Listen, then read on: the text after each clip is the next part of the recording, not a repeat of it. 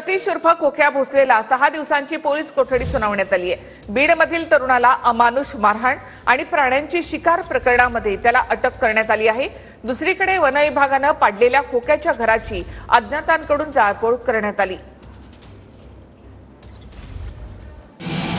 खोक्याचं घर अज्ञातांनी पेटवलं, खोक्याची रवानगी कोठडी।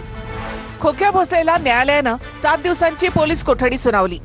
प्रयागराजमध्ये अटक केलेल्या खोक्या भोसलेला काल पोलिसांनी महाराष्ट्रामध्ये आणलं। आज सकाळी खोक्याला वैद्यकीय चाचणीसाठी शिरूर कासारमधल्या शासकीय रुग्णालयामध्ये नेण्यात आलं। त्यानंतर त्याला कोर्टासमोर हजर करण्यात आलं। हा जो गुन्हा दाखल झाला आहे हा खोटा गुन्हा आहे। खोक्या सतीश भोसले हा त्या स्पॉटला त्या दिवशी नव्हताच। सतीश भोसले हे शिरूरमध्ये होते आणि त्यांना फोन आल्याच्या नंतर जे काही ढाकणे पितापुत्र आहेत यांना जखमी झाल्याच्या नंतर या ढाकणे पितापुत्राला ढाकणे हॉस्पिटलला दवाखान्यात ॲडमिट केलेलं आहे। खोक्याच्या घरावर काल वन विभागानं बुलडोझर फिरवला।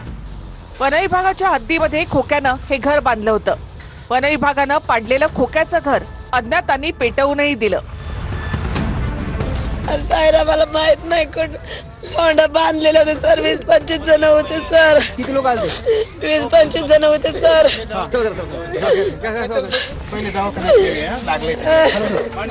चौकशी जी चालू होती सतीशवरती तर मग ते आम्हाला मान्य होतं सर कायदेशीर, पण हे घरदार पाडलेत आणि हे बुलडोजरनी घरं पाडले। घरं पाडल्यानंतर मुलींवरती, लहान मुलीवरती अन्याय झाला।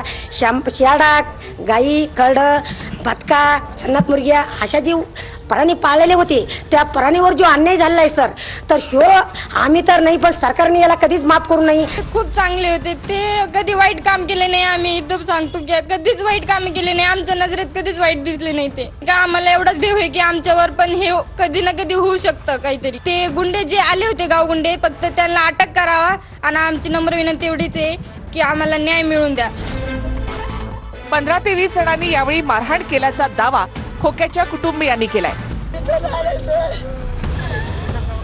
खोक्याच्या अटकेचं सर्वांनी स्वागत केलंय, मात्र त्याचं घर जाणं चुकीचं असल्याचं अंजली दमानी यांनी म्हटलंय। सतीश भोसलेच्या घरावर, एका घरावर बुलडोझर चालवला गेला आणि दुसरं घर जाळून टाकण्यात आलं। ते बघून मला अक्षरशः डोळ्यात पाणी आलं की त्यांनी चुका प्रचंड केल्यात, गुन्हे केल्यात, त्याची त्याला शिक्षा द्या।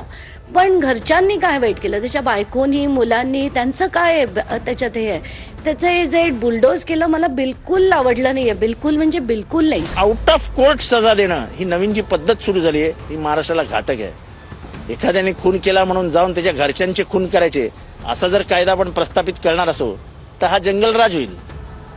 त्याच्या बहिणींचा काय दोष, त्याने गुन्हा केलाय, त्याला सजा कोर्ट देईल। पण म्हणजे आम्ही कायद्याच्या बाहेर जाऊन सजा सुनवू ही जी रॉबिनहूड परंपरा सुरू करण्याचा जो प्रयत्न सुरू झालाय हा अत्यंत धोकादायक आहे। आज हे तुमच्या त्याच्यावर आलंय, उद्या हे तुमच्यावर येईल।